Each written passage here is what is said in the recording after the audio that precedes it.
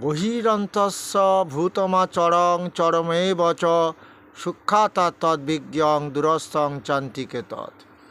হে অর্জুন, ভূতের বাহিরে আমি অবস্থান করছি, কিন্তু সেই ভূত আমাকে চিনতে পারে না। চিনতে পারবে কি করে? যেমন আরেকটি শ্লোকের মাধ্যমে বলছেন, হে অর্জুন, অহম সর্বস্বর প্রভাব মর্ত সর্বং প্রবর্ততে ইতিমত্তা ভজন্তে মাং বোধা ভাব সমন্বিত। আমি যে সমস্ত জীবের মধ্যে আত্মরূপে আছি, আমি রাত করছি, দিন করছি, ঋতু পরিবর্তন করছি, বৃষ্টি দান করছি, সমস্ত ভূতের মধ্যে আমি রয়েছি আত্মারূপে। এভাবে আমার ভক্তরা জেনে আমাকে আশ্রয় করে আমাকে ভজনা করে বললেন। আবার বললেন যে দেখো অর্জুন,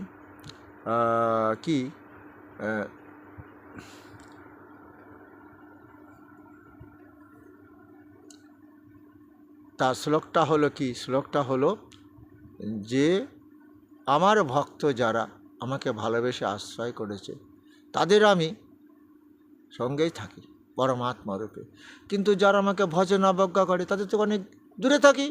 কারণ ওই যে মায়া ততমিদং সর্বং জগত ব্যক্ত মূর্তি না মস্থানি সর্বদানি না চংতে শিবস। আমি সমস্ত জীবের মধ্যে আছি, আমার সৃষ্টি আত্মা আছে, কিন্তু তাদের মধ্যে আমি থাকতে চাই না, পারি না, কারণ তারা আমাকে তো চায় না, চাই অর্থার্থী ভক্ত। এদের মধ্যে কি করে থাকবো বলো তুমি অর্জুন? আবার দেখো, যারা অহংকারং বলং দর্পং কামং ক্রোধং সংশ্রিতা মামাত্মা পরদেহসু প্রদশন্তভা সুয়াকা তানহম দিশত কোরআন সংসারেষু নরাধমান কি পাম্য যস্র মা সুবানা সুরিসেব জনিষু তানহম দিশত কোরআন সংসারেষু নরাধমান তানহম দিশত কোরআন সংসারেষু নরাধমান কি পাম্য যস্র সুরিসেবা জনিষু। বারবার ওষুধজনিতে নিক্ষেপ করি কাদেরকে?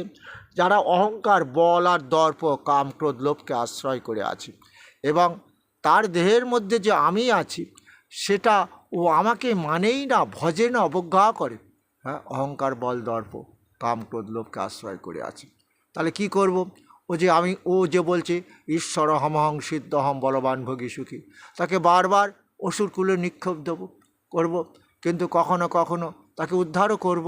যদি ওই যে তোমারে বললাম অপিচেদ সুদূরাচারু ভজতে মামান্য ভাগ সাধুরেব সমন্তব্য সমগ্রবাসিতি হিস ক্ষিপ্রং ভবতি ধর্মাত্মা স্বচ্ছন্তিক নিগচ্ছতি কন্তয় অতি জানি নমে ভক্তগণ। অতি দুরাচার পাপী ব্যক্তি, যাই হোক অর্জুন, সবই তো আর সুসন্তান হবে না, কিছু কুসন্তানও হবে। সেই কুসন্তানেরা যদি দেহ দিয়ে অনেক পাপ করে, তবুও যদি সে আমার শরণাপন্ন হয়, কারণ আমি যে তার পিতা মাতারূপে সৃষ্টিকর্তা, তাহলে তাকে তো আশ্রয় দিতেই হবে। হ্যাঁ, তাহলে আমি কৃষ্ণ নাম ভজন করতে করতে ওই যে বাবা বলে ডাকি, যখন আমরা অপরাধ করি বাবার মনটা গলে যায়। তো তাই আমরাও যদি সেই ভগবান কৃষ্ণকে আশ্রয় করি, তাকে স্মরণ করি, হা প্রভু কৃষ্ণ করুণার সিন্ধু দীনবন্ধু জগৎপথে গোপেশু গোপিকাকান্ত মাতা রাধাকান্ত নমস্তুতে ঈশ্বর পরম কৃষ্ণ সচ্চিদানন্দ বিগ্রহ অনাদি রাদি প্রভু গোবিন্দ সর্বকারণ কারণ। এইভাবে যদি আশ্রয় করি আমরা ভালোবেসে, ওই যে আবারও ওই যে পত্রং পুষ্পং ফলং তুয়াং জমে ভক্তা প্রযচ্ছতি তদ্ভক্তবা হৃতমশ্রমী ভজত আত্মন। কোনো ভক্ত যদি শ্রদ্ধা ভক্তি দিয়ে আমাকে একটু গঙ্গা জল তুলসীর পাতা সাধ্য মতো ফলমূল দিয়ে সেবা দেয়, আমি সেই ভক্তের সেবা গ্রহণ করিব শরীরে উপস্থিত হয়ে। তাহলে তাদের কাছে আমি কাছাকাছি থাকবো, তাদের মধ্যে পরমাত্মারূপে। কিন্তু যারা মানছে না, ভজেন অবজ্ঞা করছে, তাদের থেকে আমি অনেক দূরে থাকি অর্জুন। তুমি বুঝতে পেরেছো অর্জুন?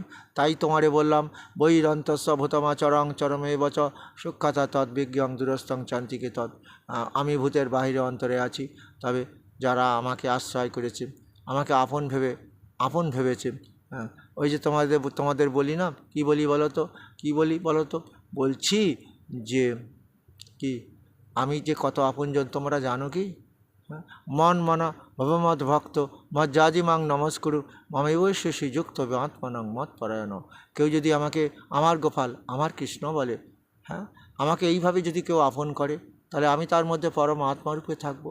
যেমন প্রহ্লাদের মধ্যে ছিলাম, হ্যাঁ, কি হরি গুরু, গুরু হরি, সে গুরু আশ্রয় করেছিল আমাকে, তাই তাকে আপদে বিপদে উদ্ধার করেছি, তো আমি কৃষ্ণ। এইভাবে কলির জিক্কে আমার ভগবান বলেছে যে ভজ কৃষ্ণ, বল কৃষ্ণ, লহ কৃষ্ণ শিক্ষা। কলির জীব আশ্রয় করুক, পরম আশ্রয়দাতা আমার ভগবান শ্রীকৃষ্ণ। এই যে মৃত্যুর পর ওই জন্য কী হয়, আমরা সেই কৃষ্ণ নাম ভজন করি তাকে সন্তুষ্ট করবার জন্য। সে ভগবান তো বলল না, হবে না। বেঁচে থাকাকালীনই যারা আমাকে ভোজনী অবজ্ঞা করেছিল, অজ্ঞস্ব অশুদ্ধ ধনস্ব সংশয়াত্মা বিনশ্বতি নয়ং লোকহস্তি ন পরং ন সুখং সংশয়াত্মনা।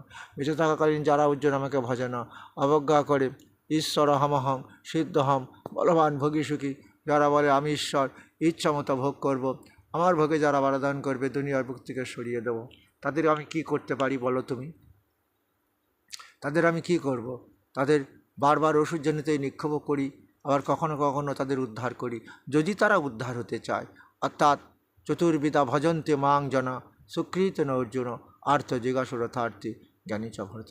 রোগের সুখে জর্জরিত হয়ে কেউ যদি আমার ভক্ত হয়, তাকেও আমি উদ্ধার করি। হ্যাঁ, ও ডাক্তার, রসগোল্লা খাওয়া হবে না, না বিটা কোষ থেকে ইনসুলিন ক্ষরণ হচ্ছে না, তাহলে দেহ নিশ্চয়ই কোনো পাপ করেছে, তারও বিটা কোষ থেকে ইনসুলিন ক্ষরণ হয় না। হ্যাঁ, আমার বন্ধুটারও তো ক্ষরণ হচ্ছে, তাহলে আমার কারুর সুগার হলো না, আমার হলো কেন?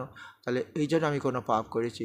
হয়তো ভগবান কী করব, হ্যাঁ, আমার এই মহামারী রোগ হলো সুগার, আমি তো কিছুই খেতে পারবো না, কি করে সংসার চালাবো, কি করে এই দেহ দিয়ে খাটবো, সন্তানাদিকে পালন করব। হে প্রভু, তুমি কৃপা করো, আমার এই রোগটা ভালো করে দাও। হে অর্জুন, আমি এই রকমই রোগের সঙ্গে জর্জরিত হয়ে যারা আমার আশ্রয় নেয়, তাদের আমি আশ্রয় দিয়ে থাকি।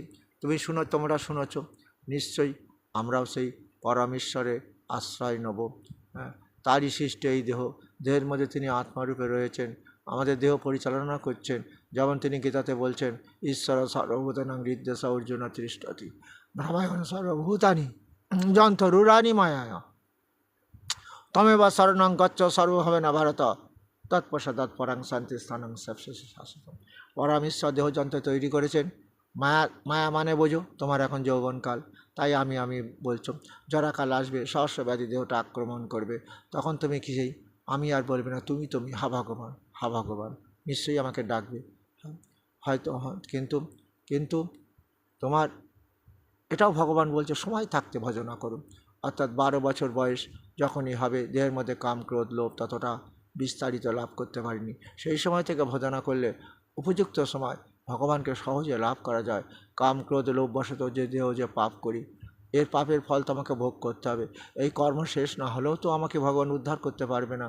ওই জন্য বলেছে, সময় হলে তো আমি কাউকে উদ্ধার করতে পারি না।